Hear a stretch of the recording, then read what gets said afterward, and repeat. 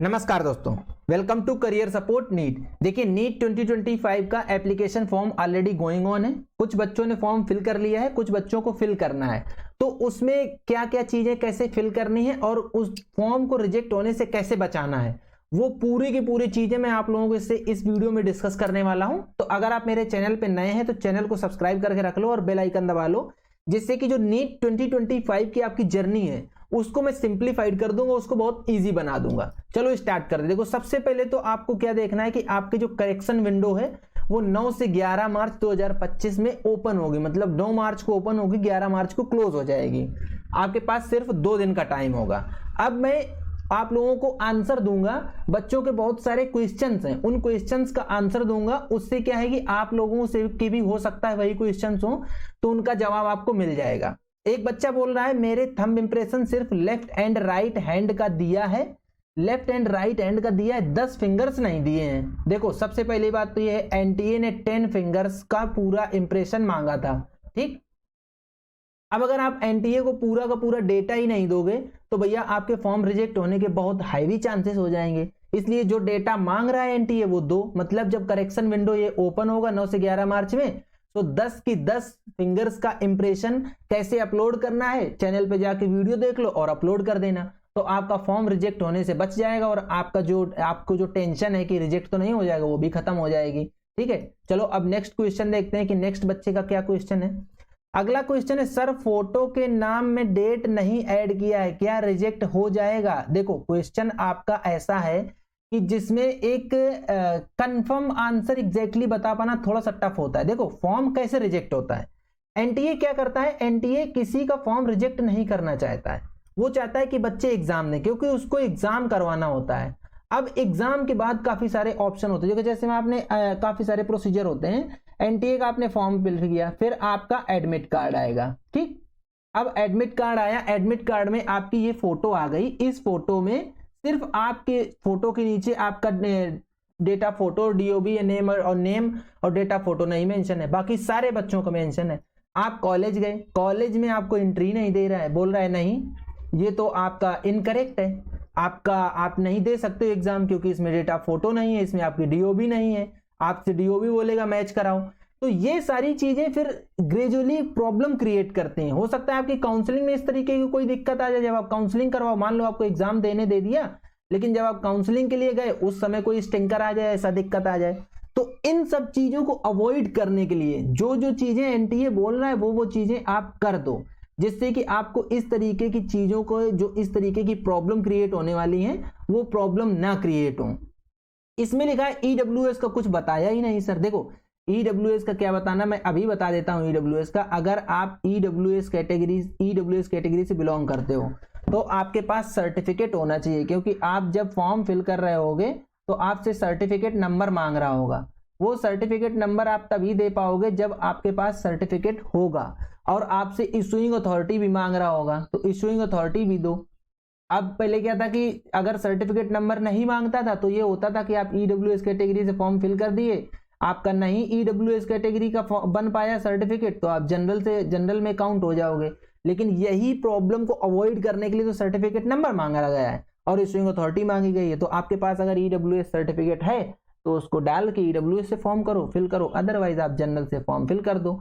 अभी जनरल से form fill कर दोगे, फिर अगर आपका मान लो फ्यूचर में ईडब्ल्यूएस सर्टिफिकेट बन जाता है, तो आप जब स्टेट की काउंसलिंग करवाना ना, अपने स्टेट की काउंसलिंग, तो उसमें आप ईडब्ल्यूएस कोटा का सर्टिफिकेट लगा के और उसका बेनिफिट ले लेना। सिंपल, काम खत्म, इसमें कोई टेंशन वाली कोई बात ही नहीं है।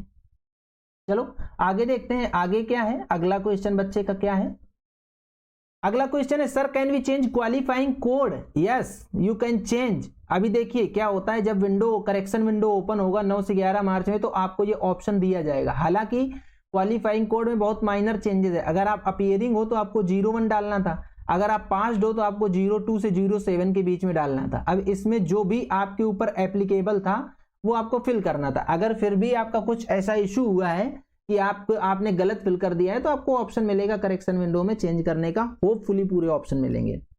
सर मैं ओबीसी से हूं, मैं कास्ट सर्टिफिकेट रिन्यू नहीं की हूं, तो क्या रिजेक्ट होगा फॉर्म? देखो एक चीज मैं क्लियर कर देता हूं, फॉर्म ऐसे इजी रिजेक्ट नहीं होता है। एक चीज आप लोग बिल्कुल अपने दिमाग में डाल लो कि फॉर्म ऐसे रिजेक्ट नहीं होता है। बट आपको प्रॉब्लम क्रिएट हो जाएगी अगर आप अननेसेसरी की चीजें या आप करेक्ट डेटा नहीं देते हो एनटीए को। जैसे आपसे मान लो एनटीए ने बोला है कि आप ओबीसी सर्टिफिकेट दो, अब आपने ओबीसी सर्टिफिकेट पुराना लगा दिया, तो पुराना लगा दिया, आपका फॉर्म एक्सेप्ट हो गया। अब आप जब काउंसलिंग कराने जाओगे तब आपसे ओबीसी सर्टिफिकेट पूछेगा, ठीक, तब आप कहां से ओबीसी सर्टिफिकेट लाओगे, या तब आपको रिन्यू कराना पड़ेगा। वैसे भी आपको जब आप काउंसलिंग कराने जाओगे तो आपको 1 अप्रैल 2025 के बाद का सर्टिफिकेट लगेगा उसमें, तो बनवाना तो है ही है आपको। लेकिन फिर भी अगर आपने रिन्यू नहीं किया है और आपने फॉर्म फिल कर दिया है, आपका फॉर्म एक्सेप्ट हो गया है, तो कोई दिक्कत नहीं होगी, आपका काम चल जाएगा। ओबीसी वालों के लिए थोड़ा सा और मैं आपको बता देता हूं, अगर आप सेंट्रल गवर्नमेंट के अंडर ओबीसी हैं तो ही आप ओबीसी कैटेगरी से फॉर्म फिल करना, नहीं तो आप क्या करो, फॉर्म जनरल कैटेगरी से फिल कर दो, जनरल कैटेगरी से।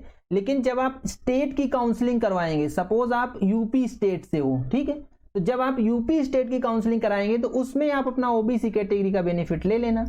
जैसे आपके पास ओबीसी सेंट्रल गवर्नमेंट का ओबीसी सर्टिफिकेट नहीं है, तो अगर सेंट्रल गवर्नमेंट का ओबीसी सर्टिफिकेट है तो फिर ओबीसी से फॉर्म फिल करो, तो आपको जो ऑल इंडिया की काउंसलिंग होगी उसमें भी ओबीसी कैटेगरी का बेनिफिट मिलेगा, और जो स्टेट लेवल की काउंसलिंग होगी उसमें भी आपको ओबीसी कैटेगरी का बेनिफिट मिलेगा। ठीक है, दोनों चीजें क्लियर हो गई होंगी आई थिंक कि मैंने क्लियर तो कायदे से किया। अब इसके बाद भी अगर कोई कंफ्यूजन रहता है तो आप बिल्कुल फ्री हो, आप कमेंट बॉक्स में मुझे बता सकते हो कि आपका क्या और इश्यू है।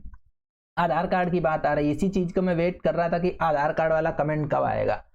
आधार डेट चेंज है तो रिजेक्ट होगा क्या? देखो आधार कार्ड की मैं बात बताता हूं आपको, बहुत सारे ऐसे क्वेश्चंस आएंगे जो अभी मैं बिना क्वेश्चन के ही आंसर आपको दे देता हूं।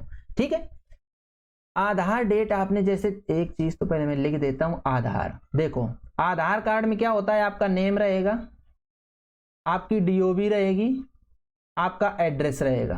ठीक, बेसिकली यही 3 चीजें मेन होती हैं जो आधार कार्ड से चेक करी जाती हैं। अब आपके पास 10th की जो आपकी सर्टिफिकेट है 10th का, उसमें भी आपका नेम रहेगा, उसमें भी आपकी डीओबी रहेगी, इसमें एड्रेस नहीं होता है। अब सुनो मेरी बात ध्यान से, इसको बोर्ड को क्लियर कर दूं तो आप लोगों को इजी समझ आएगा। आपके सपोज 10th की सर्टिफिकेट में आपका नाम SUNEEL है, सुनील, ठीक, लेकिन आपके आधार कार्ड में SUNIL है, सुनील, तो आप फॉर्म फिल करोगे इससे SUNEEL से। उसका रीजन बताता हूं मैं क्यों। देखो 10th की सर्टिफिकेट में ये नाम चेंज कराना, इसका मतलब आपको सालों लग जाएंगे, ईयर्स लग जाएंगे दौड़ते दौड़ते, तब आप चेंज करा पाओगे। ऐसा नहीं कि चेंज नहीं होगा, चेंज होगा लेकिन बहुत टाइम लग जाएगा। और इसमें आधार कार्ड वाले में SUNEEL करवाना आपके लिए बहुत ईजी रहेगा।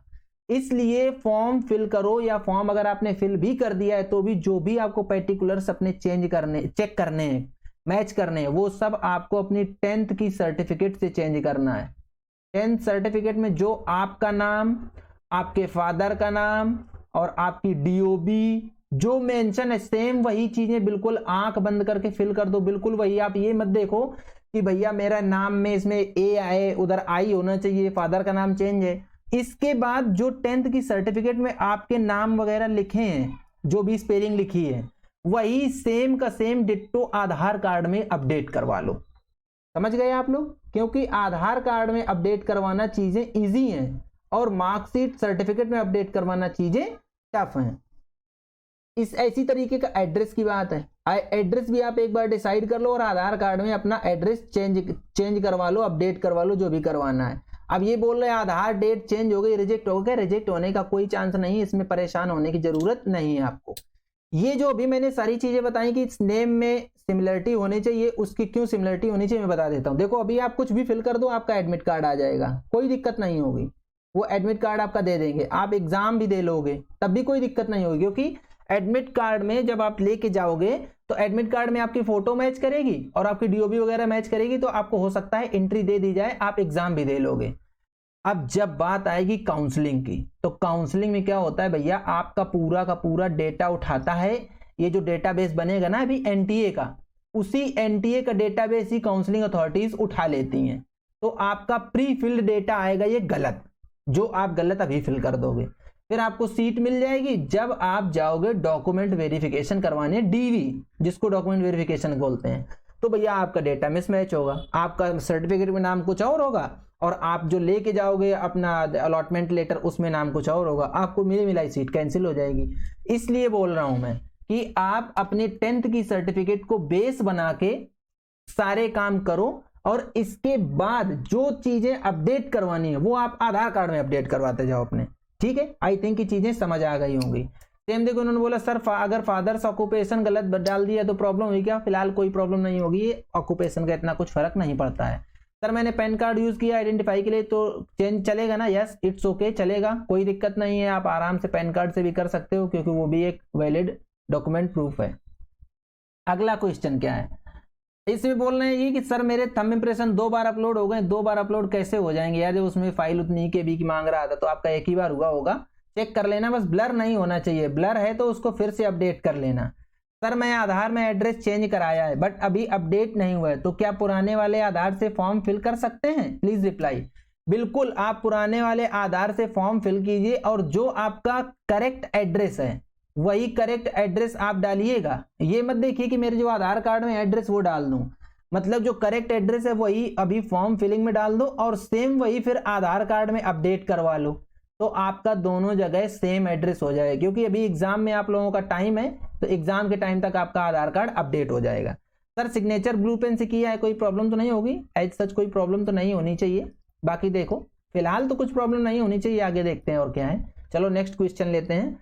सर फोटो में वाइट बैकग्राउंड नहीं है, क्या वो करेक्ट हो जाएगा? जी बिल्कुल होगा। जब आपको फोटो अपलोड करने का ऑप्शन मिलेगा तो आप फोटो अपलोड करना व्हाइट बैकग्राउंड के साथ दोबारा में, अभी जब करेक्शन विंडो ओपन होगा। ठीक है, वैसे तो देखो इन लोगों ने अपने उसमें बोला है ब्रोचर में कि आप अपना फोटो, सिग्नेचर, थंब इंप्रेशन ये चीजें नहीं चेंज कर सकते हो, लेकिन फिर जब आप पूरा ब्रोचर पढ़ोगे तो उसमें आगे बोल रहे हैं कि जब करेक्शन विंडो ओपन होगा तो आप उसमें चेंज कर सकते हो। तो अभी एनटीए खुद डुलमुल रवैया अपना रहा है। और देखो बता देता हूं, अभी जेई का करेक्शन विंडो ओपन हुआ तो जेई के लिए इन लोगों ने गाइडलाइन जारी करी थी। अब जेई का मैं क्यों बता रहा हूं, नीट में देखो जेई और नीट दोनों का एग्जाम एनटीए ही कंडक्ट करवाता है। ठीक है, तो अथॉरिटी सेम है, एग्जाम के पैटर्न में और सिलेबस में चेंज है बट जो कंडक्टिंग बॉडी है वो लगभग सेम है। तो इन्होंने क्या किया, एनटीए वालों ने जेई में इन्होंने अब ऑप्शन दिया कि या तो आप अपना नेम चेंज कर लो, या फादर नेम चेंज कर लो, या मदर नेम चेंज कर लो। ठीक है, इन तीन में से कोई एक चेंज करने के लिए इन्होंने ऑप्शन दिया। हालांकि जेई में क्या होता है कि जेई में 2 पेपर होते हैं, मतलब एक अप्रैल सेशन का, एक जैन सेशन का। एनटीए जो नीट का पेपर होता है वो एक ही पेपर है, तो हो सकता है एनटीए में ये तीनों चेंज करने का ऑप्शन दे दें।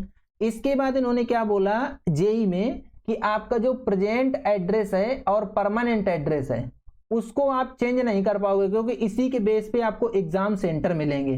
ठीक, अब नीट में देखो ये लोग नीट में क्या करते हैं, अगर ऑप्शन देंगे तो ठीक है, नहीं देंगे तो फिर जैसा भी रहे। सर नेम चेंज हो सकता है क्या करेक्शन विंडो में? देखो सेम यही बच्चे का यही क्वेश्चन है, नेम चेंज होगा। हाँ, name, father name, mother name, इन 3 चीजों में एक ना एक चीज तो चेंज होगी ही होगी। हो सकता है कि नीट में तीनों चीजों में करेक्शन करने का ऑप्शन मिल जाए।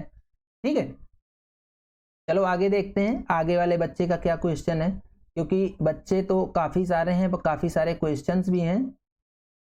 नेक्स्ट है क्लास 10th पासिंग सर्टिफिकेट में मार्कशीट का ही फोटो डाला हूं, क्या ये सही है? देखो आजकल तो फिलहाल ऐसा होने लगा है कि मार्कशीट और सर्टिफिकेट दोनों एक ही में आने लगी हैं, तो कोई दिक्कत नहीं होगी, आराम से काम हो जाएगा। सर एप्लीकेशन में ओनली 2 हाथ का थंब फिंगर दिया हूं बट फिंगर नहीं दिया हूं। बिल्कुल, आप दोबारा से करेक्शन विंडो ओपन होते ही 10 फिंगर का फिंगर इंप्रेशन दे देना, जिससे कि आपको कोई ऐसा इशू नहीं होगा और आपका फॉर्म रिजेक्ट नहीं होना चाहिए जब आप 10 का इंप्रेशन दे दोगे। नेक्स्ट देखो, सर मैं एक सेकेंड ईयर ड्रॉपर हूं, मैंने कोड 3 इंटर किया है, मैं ऑलरेडी इस पॉइंट को डिस्कस कर चुका हूं। सर मेरा एड्रेस में स्पेलिंग मिस्टेक हो गया है, एक करेक्शन नहीं होगा क्या? देखो करेक्शन होने का चांस है, ऐसी बात नहीं है कि करेक्शन नहीं होगा। जब आपको एड्रेस पर प्रेजेंट एड्रेस या परमानेंट एड्रेस चेंज करने का ऑप्शन मिलेगा तो आप उसमें अपना एड्रेस करेक्ट कर लेना।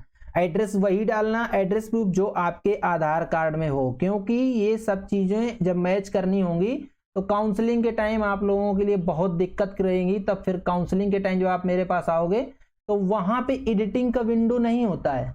जो डेटा यहां फिल करोगे आप, एनटीए को जो डेटाबेस दोगे, एनटीए को जो डेटा दोगे, यही डेटाबेस बना के ये क्या करता है, बाकी काउंसलिंग अथॉरिटीज को दे देता है। मतलब यू कैन से कि सिस्टम सिंक्रोनाइज है इसी डेटाबेस से डेटा उठा लेते हैं सारे काउंसलिंग अथॉरिटीज, तो फिर वहां एडिटिंग का ऑप्शन नहीं मिलेगा। इसलिए अभी जो कुछ भी करेक्शन करना है सारा कुछ करेक्शन यहीं पे कर लो, और वो करेक्शन करो जो आपके पास डॉक्यूमेंट्स हैं जिनसे कि आप जस्टिफाई कर सको कि नहीं ये देखो मेरा यही चीजें सही हैं।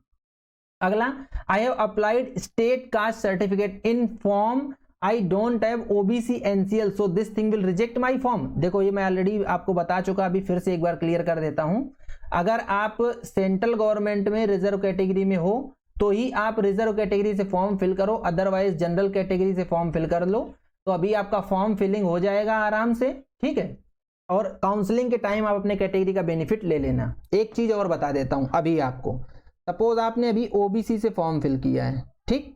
अब आप चाह रहे हो कि सोच रहे हो कि मेरा ओबीसी यार बात बन नहीं पा रही है, सर्टिफिकेट वगैरह बन नहीं पा रहा है, जैसे कि ये बोल रही है, ये बोल रहा है कोई बच्चा वीआईपी कि इनका कुछ ओबीसी का इशू चल रहा है। तो अभी आप क्या करो, इसको जनरल में चेंज कर देना। जैसे ही करेक्शन विंडो ओपन होगा जनरल से फॉर्म फिल कर देना, और जो आपकी रजिस्ट्रेशन फीस लगी थी ना अभी, तो उसमें जितना डिफरेंस होगा ओबीसी और जनरल में वो अमाउंट आपको पे करना पड़ जाएगा।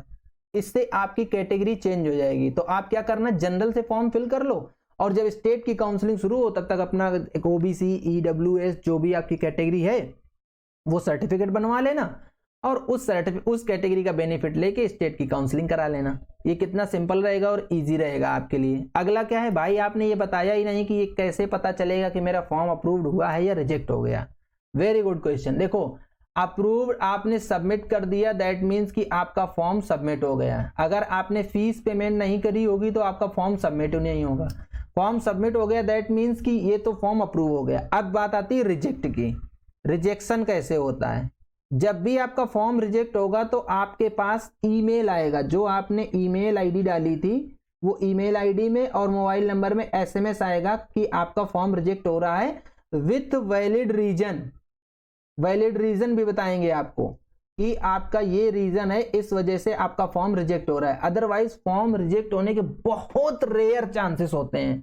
बस दिक्कत क्या होती है, अभी आप कुछ गलत एड्रेस डाल दोगे, कुछ गलत चीजें फिलअप कर दोगे, फिर ये सारी चीजें काउंसलिंग के टाइम आपको बुरी तरीके से नासेंगी, तो तब दिक्कत होती है। फिर काउंसलिंग करा पाना मेरे जैसे काउंसलर के लिए बहुत मुश्किल हो जाता है।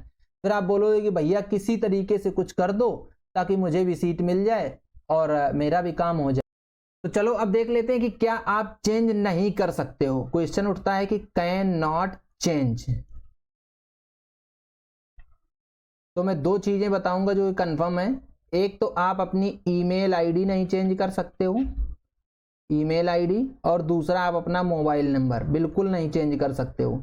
ये दोनों की दोनों चीजें आप चेंज नहीं कर पाओगे, और ये दोनों चीजें आपको बिल्कुल लास्ट मोमेंट तक, जब तक आपको कॉलेज मिल नहीं जाएगा, आप एडमिशन नहीं ले लोगे, सीट फीस पेमेंट कर दोगे, तब तक इनकी जरूरत पड़ेगी। अभी भी आप समझ लीजिए, अगर आपने ईमेल, आपके फॉर्म फिलिंग के टाइम ईमेल आईडी अगर कैफे वाले भैया ने अपनी ईमेल आईडी डाल दी है तो फिर उनके टच में रहना। उन्हीं की ईमेल आईडी पे अब आपका पूरा का पूरा डिटेल आएगा, तो उनसे अपना डिटेल लेते रहना, और मोबाइल नंबर पे एसएमएस वगैरह आते रहेंगे। ये दोनों चीजें चेंज नहीं होंगी किसी भी हालत में, और आपको ये दोनों चीजें संभाल के रखनी है। मतलब आपने अपनी ईमेल आईडी को जिंदा रखना है, चलाते रहना है, और मोबाइल नंबर जो आपने डाला है उसमें रिचार्ज रखना है, सो दैट कि कोई मैसेज वगैरह आए तो वो आता रहे और आपको अपडेट मिलता रहे। अब देखिए नीट 2025 की आपको काउंसलिंग करवानी है। अगर नीट 2025 के बारे में डिटेल में जानकारी चाहिए, आपको कॉलेजेस का कट ऑफ चाहिए कि क्या कट ऑफ रहा है प्रीवियस ईयर का, जिससे कि आपको एक आइडिया लगे कि आप कितना स्कोर करो तो आपको MBBS, BAMS, BHMS, BUMS, private BMS, private MBBS, ये सारी चीजें पता चल सके कितने स्कोर पे मिल पाएंगे आपको। तो आप फटाफट टीम से रीच आउट करके ये चीजें डिस्कस कर लो और अपना एक स्कोर टारगेट करो, अपनी स्टडी पे फोकस करो, जिससे कि आप लोग अच्छा स्कोर कर पाओ। तो ये था पूरा कंप्लीट वीडियो। और हाँ, नीट 2025 की काउंसलिंग के टाइम हम आपको पूरा सपोर्ट देंगे, चैनल के साथ बने रहना। ये था पूरा कंप्लीट वीडियो। अगर आपको वीडियो पसंद आया तो वीडियो को लाइक करो, चैनल को सब्सक्राइब कर लो, बेल आइकन दबा लो, जिससे कि आप लोगों को इस तरीके का अपडेट मिलता रहे। आज का वीडियो यहीं तक, मिलेंगे नेक्स्ट वीडियो में नए डेटा के साथ। तब तक के लिए बाय बाय।